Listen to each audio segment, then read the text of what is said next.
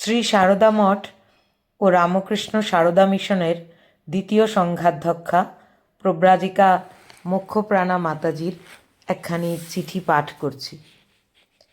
এই চিঠিটি প্রব্রাজিকা মোক্ষপ্রাণা মাতাজির স্মরণিকা গ্রন্থে সংকলিত আছে। কল্যাণী আসু, মনের বাজে খরচ করো না।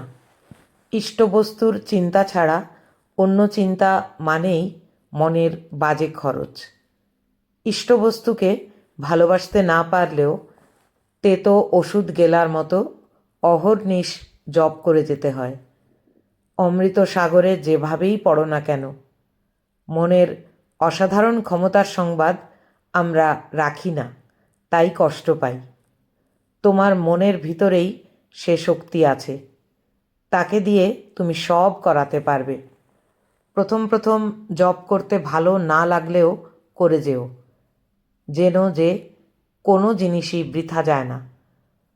তোমার যে কৃচ্ছ সাধন হচ্ছে তা কি তোমার ইষ্ট দেখছেন না ভাবছ? সব দেখছেন, সময় হলেই তার ফল পাবে। এখন শিক্ষানবিশির জীবন, শিক্ষা গ্রহণ করো অভিজ্ঞদের কাছে নম্র বিনয়ী হয়ে। একদিন তোমার জীবন দেখবে সুন্দর হয়ে ফুটে উঠবে। কেবল অসীম ধৈর্য ও অধ্যবসায়ের প্রয়োজন।